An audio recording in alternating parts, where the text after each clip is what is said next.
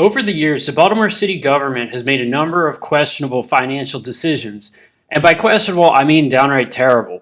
But there's one that takes the cake, in my opinion, as the most fiscally irresponsible of them all. It was their decision for the city to get into the hotel game way back in 2003. Many people questioned the decision even at the time, but over the years it's gotten increasingly worse and worse and worse as economic and societal trends change in the city. The idea for the hotel goes back almost 25 years, all the way back to when Martin O Malley was the mayor of the city. Baltimore felt like they were losing out on business for their convention center due to a lack of a large-scale modern convention center hotel. There were studies that were done used in support of the project that claimed that a lack of such a hotel had led to at least $100 million of convention center business being lost over the previous 3 years. The city looked at a number of ways to finance the project through various forms of public-private partnerships. Various development groups from around the country came in and made their pitches. Each option presented a slightly different version of a hotel project, and each was structured slightly different with varying levels of risk and potential reward for the city and ultimately its taxpayers.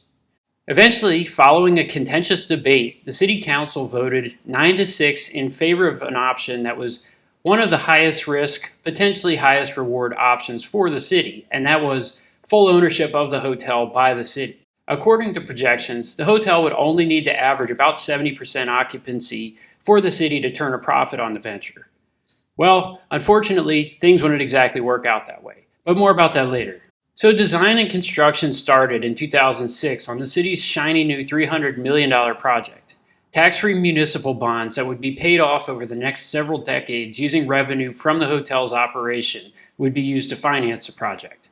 If all went smoothly and the hotel exceeded that required 70% occupancy rate, then the city would be pulling in a profit, all while comfortably paying off the bonds by the year 2039.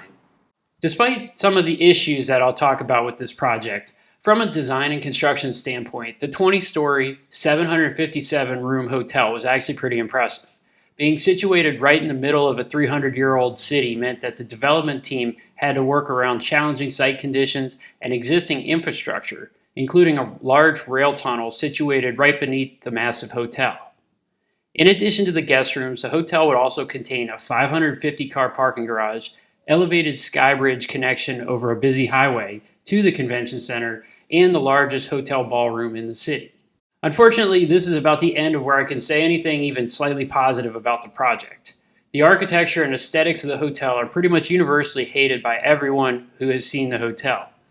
The eco-friendly metal panels used as exterior cladding on the building give it an appearance that's often compared to Soviet-era architecture. And the boxy shape clashes badly with the nearby historical structures like the Bromo-Seltzer Tower and the Camden Yard's warehouse and Camden Station. Construction continued through 2006 and 2007, and in 2008 the hotel had its grand opening. Hopes were high at first, as there was a small uptick in convention bookings, but then the financial realities of the project began to hit. Over the first decade in operation, the hotel struggled to break even, with most of the years posting operating losses. And because the city decided to go the city-owned route, that meant taxpayers were on the hook.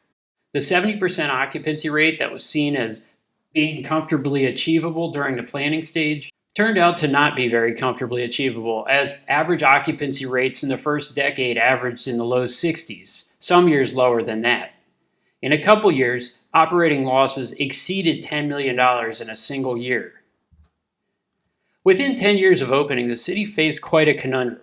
They owned a depreciating asset that was now worth less than the outstanding debt owed, and to make matters worse, the hotel was regularly posting operating losses, further adding to the overall cost of this debacle. To cover the unexpected financial burden, money that could have gone to the school system, infrastructure, or public safety was now being diverted to prop up a failing hotel. Unfortunately, this is before things got really bad for the hotel. Baltimore's reputation as a spectacular tourist town has never really been a thing, but it took a massive hit following the riots in May of 2015. Although a majority of the riot activity took place on the east and west sides of the city, some of the most widely circulated photographs of the event were from the exact street that the new hotel was on. You'll see these police officers in riot gear trying to hold this position at Camden and Howard. This further soured many people's opinions of the city and made filling a $300 to $500 a night hotel that much harder. Which takes us to the next crushing blow for the city-owned hotel, the pandemic. It absolutely crushed hotel businesses around the world, and for the Baltimore Hilton, it was no exception. Occupancy rates plummeted to near zero, and even more tax dollars were used to keep the virtually empty hotel afloat. Although tourism has bounced back to some degree following the pandemic, the hotel continues to struggle. Staffing and labor relations at the hotel have also proved to be a challenge. In 2024, the hotel staff went on strike, one of the first strikes of this kind in decades. A new labor contract was eventually reached, but some experts see this as a stopgap measure and something that's likely going to continue to be an issue going forward. Unfortunately for city leaders and city taxpayers, the issues go beyond just the day-to-day operation and the inability to keep the hotel filled. In an effort to save money on the front end, the decision to use galvanized steel water pipes rather than the more common copper was made. Although this was cheaper up front, it's come back to bite the city, as a 2023 report highlighted it as a potentially catastrophic issue, one so bad that at some point they may have to replace all the building's piping, something that would likely rise into the tens of millions of dollars. And finally, perhaps the most talked about issue of all is the blocked view at Camden Yards.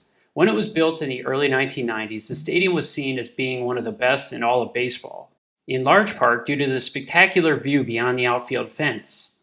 The B&O warehouse and the Bromo-Seltzer clock tower were featured prominently, with the rest of the downtown Baltimore skyline in the backdrop. Once the large, gray, boxy hotel was built, the Bromo-Seltzer's tower's view was almost completely blocked, as was much of the rest of the downtown skyline. As one critic astutely put it, building the Hilton next to Camden Yards was sort of like parking a cruise ship next to a Norman Rockwell painting. So up to this point, I've painted a pretty bleak picture, and that's because Baltimore is in a pretty bleak spot with this particular project.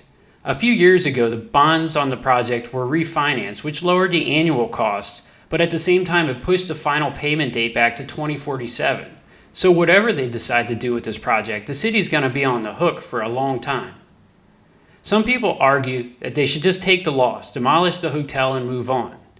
This is a tough route for many to accept, though, considering the hundreds of millions of dollars that will still be owed over the next 30 years, not to mention the additional cost of demolition.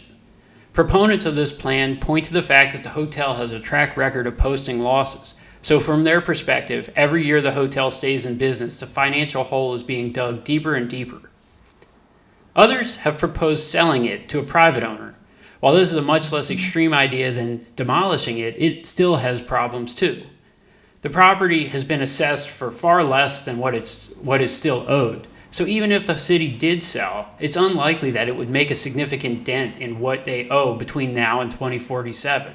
Plus, any hotel operator brave enough to try to take on this project and turn it around will be fully aware of the situation that the city's in and the hotel's track record of lackluster performance. So they'll likely expect a steep discount even from the assessed value that's already significantly less than what's owed.